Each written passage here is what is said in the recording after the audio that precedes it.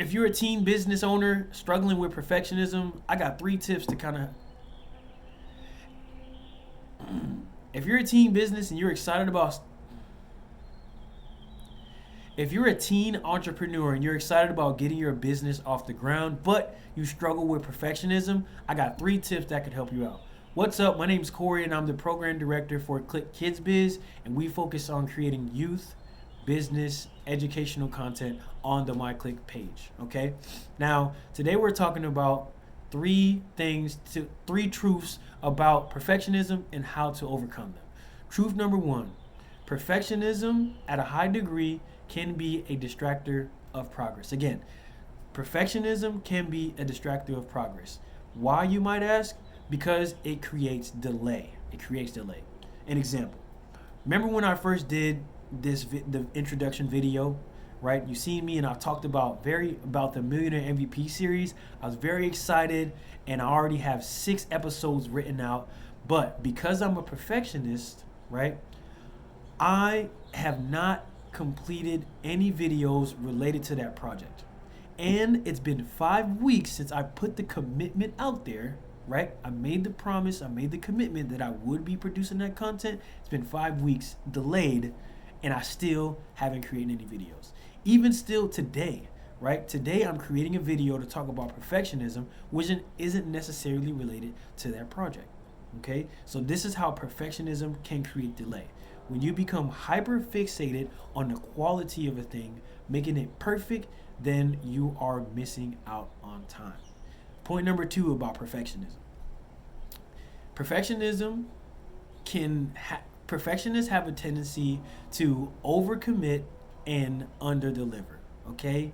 And if you commit too early, in other words, if you commit too early, striving for perfection, then you're setting yourself up for failure if you don't have enough time to execute to that level, right?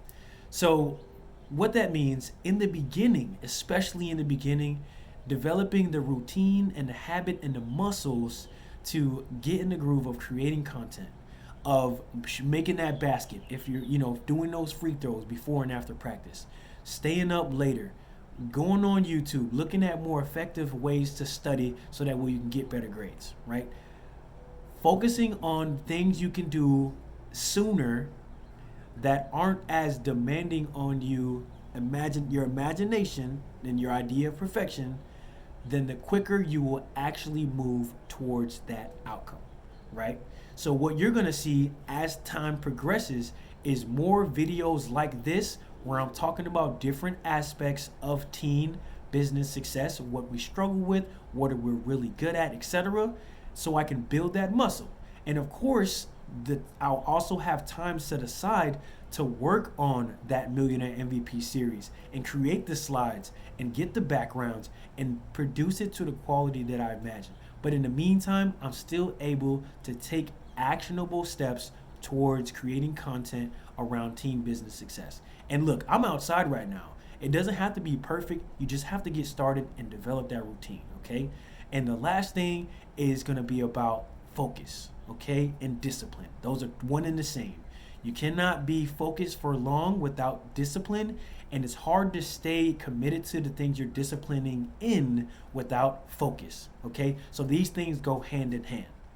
So that focus and discipline speaks to managing your priorities. Remember, earlier I said that if you make a commitment too soon and you aim for perfection, then you're setting yourself up for failure. So having room so you can create good quality content, let's say out of 100% right, you're good at a 70% where you can produce it out. So let's talk about grades for a second.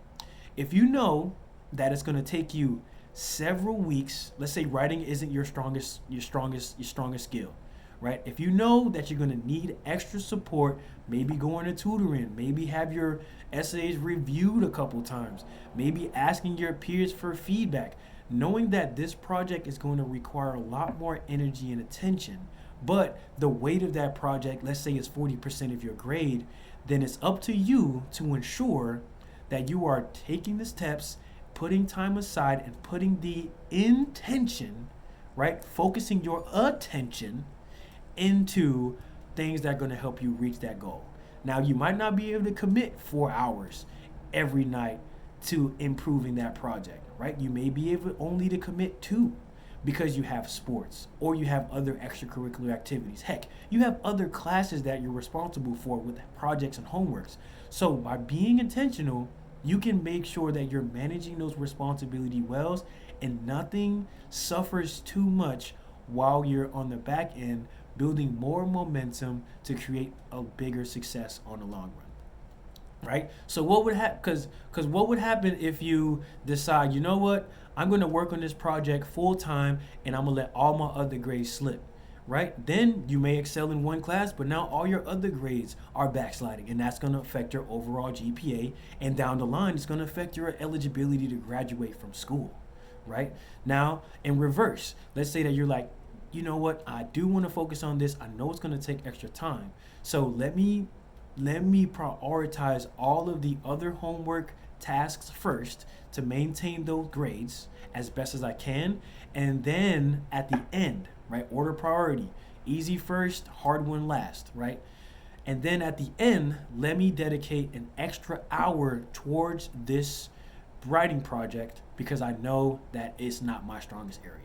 And maybe you can take a break in between, right? You work on the bulk of the other classes' homeworks first, take a break 15, 20 minutes, and then dive in for that long hour of intense focus, right? When you're strategizing, you're trying to be more effective so you can ensure that the grades that you aren't the strongest in, you're able to pick those up. Make time for tutoring, make time for all these other things, again, because overall, if your grades drop, right, because of poor navigation and management of your priorities, focus, and discipline, then that also is going to affect your eligibility for the extracurricular activities, right? So the risks of poor management are far greater, okay? Far greater than not following through on a commitment you can actually fulfill. But yeah, that's going to be it for today, friends. So if you're struggling with perfectionism, again, remember, start practical, commit to what you can, and set extra time aside to work in the areas that you aren't the strongest. Again, this has been Corey. Make sure you like and subscribe and comment below for our YouTube page, and let us know what type of content you want us to make next.